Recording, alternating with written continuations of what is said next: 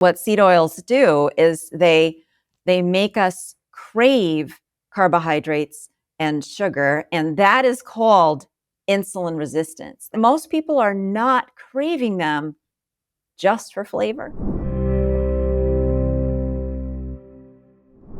On the concept of seed oils, for starters, just help us understand, why is the metabolic expense so much greater with a seed oil than even a piece of bread?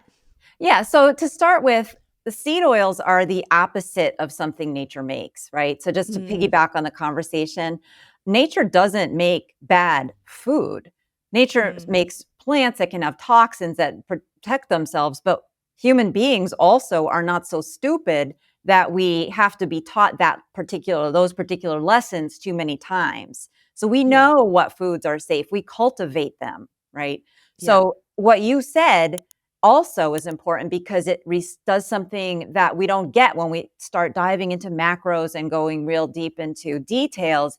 And that is the big picture is we need to just respect nature. And that's what I've been talking about and doing. And that has been my guiding principle since I was born. I think I was just born with this idea that, respecting nature. Nature's not stupid. We need to bow down to her dominance over our lives. And, Amen. yeah. Amen to that. I agree. So seed oils are the opposite of natural.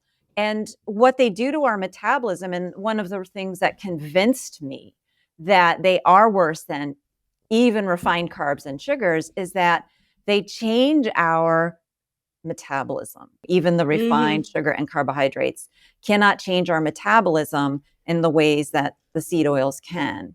And the name of the change, we all know this name. We've all heard of it. We just haven't tied it to seed oils. And that's what I did in Dark Calories for the first time, or maybe the second time. So I talked about it in Fat Burn Fix too, but I talked about it more like clearly, I think, in this one. And what seed oils do is they make us crave carbohydrates and sugar, and that is called insulin resistance. That state where we crave these things, not for flavor. I need to specify, most people are not craving them just for flavor.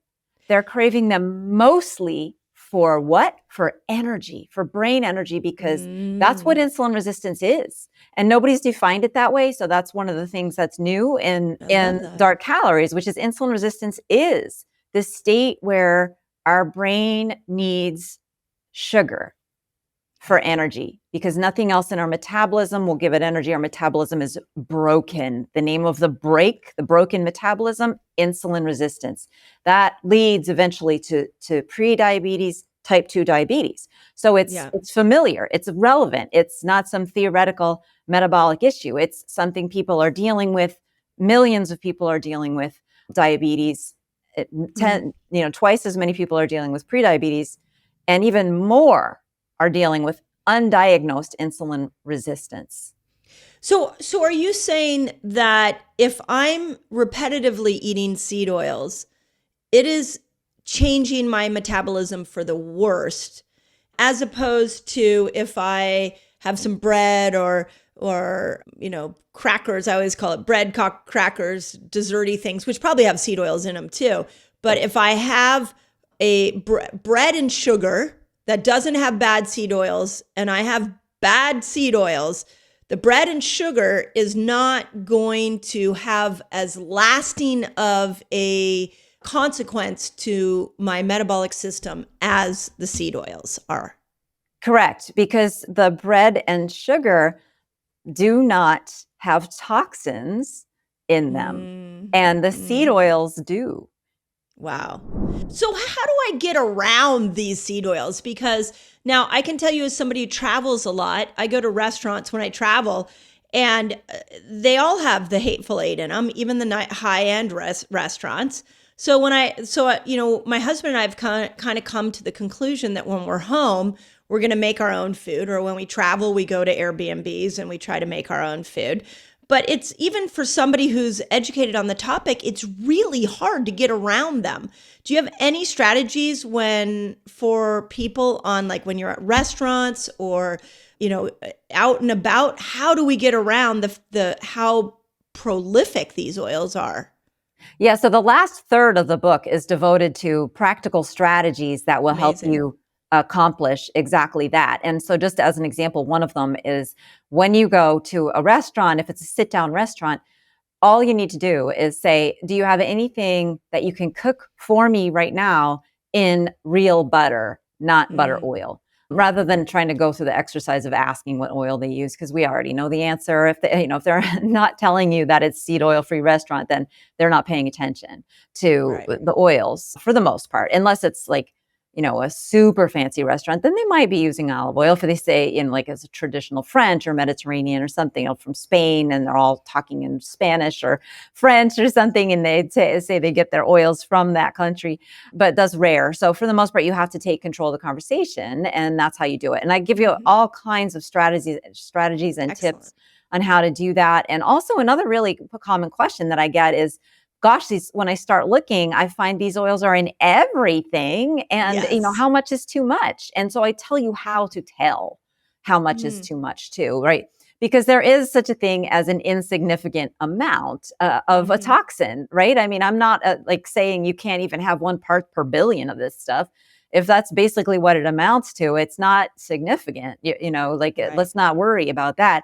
Let's do what matters and focus on what matters. Yeah. And yeah, and that's what I've been about my whole career is like, Yeah. let's not focus on the fact that some people have celiac and can't eat gluten. That doesn't mean everybody needs to avoid gluten, and, let's not focus on the fact that some people have problems with peanuts. That doesn't mean everybody needs to avoid peanuts. Let's not get lost in these contaminants that are, although not great, they're somewhat overwhelming when you try to think about all of them. There's a lot of toxins, right? Our food supply is not great. Let's just get that out of the way. But there's what we need to do to stay sane in this world is learn the worst of the worst. It's called Yes. hierarchy, right? Ooh. We put the worst of the worst. We know that this is number one. This is our priority. Let's make Mm. avoiding vegetable oils the priority. And Yeah. then the next thing I say is don't eat excessive amounts of unnutritious, non-nutritive carbohydrates. And Yeah. sometimes that includes things like rice. I mean, white Yeah. rice does not have very much nutrition in it, even though Yeah. it's, people think of it as a whole food. It's not really a whole food. We've removed the bran. Okay, you know how when you're trying to get in and out of fat burner, sugar burner, and sometimes you struggle? It might be that you have a metabolic blocker that's at play here. Want to know what those blockers are?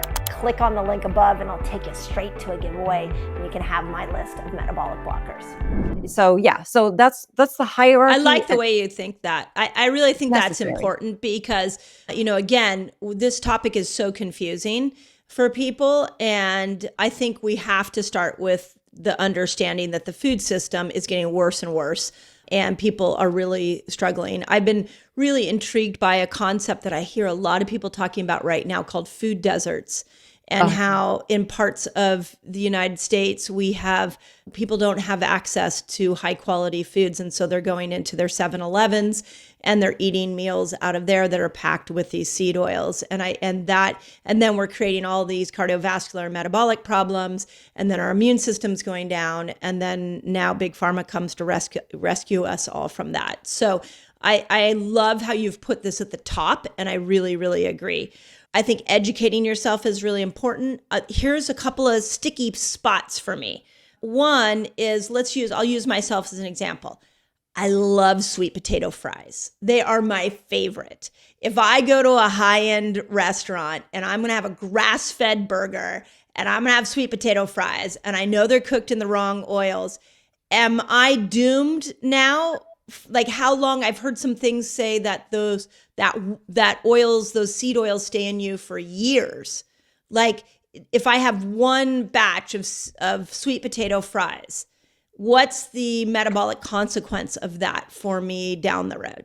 The dose makes the poison. So if you're doing that every single day, you're going to be getting more toxins. So it's not just that the fats, it's really less of a problem that the fats stay in your body fat for years than the consequence of the toxins that we consume that deplete our antioxidants. And so this is the new information that's in dark calories that will really help folks like you, Mindy, and other people who are really into health understand what these oils are doing to our bodies. And it has to do with the concept of oxidation and oxidative stress. And those are new terms, but they are the key to unlocking your understanding to all of it. And I explain what they are. By the time people are done with it, they're like able to put it together in basically one sentence.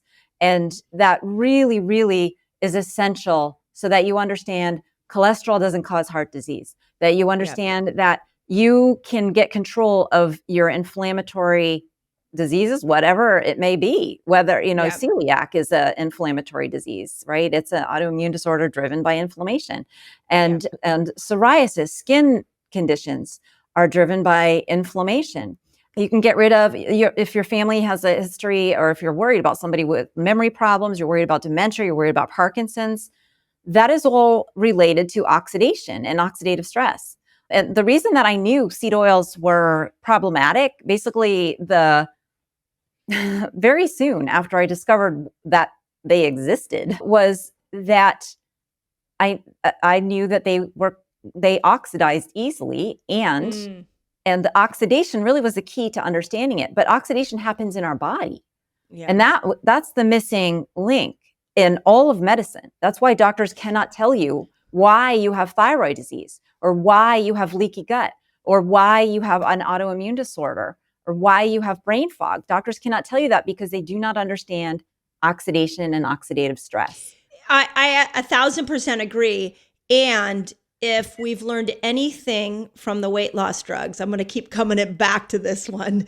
It's that the thing that will motivate people to make change is something they can notice in themselves, which is why I really love this idea that when the brain is deprived of energy, when you're eating all these seed oils, your hunger goes up.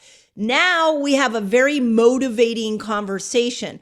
Oxidative stress, as challenging as that is, I don't think the lay person typically can understand that or is motivated by that. But where I want people to take this conversation and run with it is, if you're hungry and you can't get your hunger under control, go on a seed oil free diet for 90 days and see what happens to your hunger. Prove it to yourself. People are paying $1,000 a month for these weight loss drugs. Let's do just a test. And I don't know if you've done this, or a challenge. Let's just get off seed oils for 30 to 90 days and let's see what happens to everybody's hunger. You're going to notice it. Yeah. How long? 2 weeks. Okay. That's what I want to know. And that's in the back of the book. I help you take your own 2-week challenge, and I walk you through exactly what to do, how you're going to clear out your kitchen cupboards, what to check for, what to shop for. I have a shopping list. I have a meal plan. I have very easy recipes for people to follow. And yes, absolutely. The understanding the link between brain energy and hunger is key. And I have an entire chapter devoted to that. It's chapter 4. It's called Fat Bodies, Starving Brains. That is the connection. I mean, to understand that there's science behind this, it's not just me making stuff up.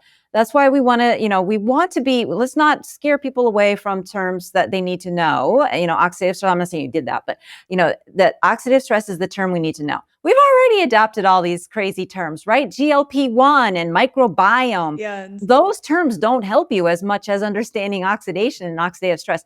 Again, hierarchy. Let's understand what is going to help us the most and use our limited brain time, limited concentration. We all have limited, things we can learn to learn the thing that is the central concept of what is going to save our life, because oxidation and oxidative stress right now have been killing us.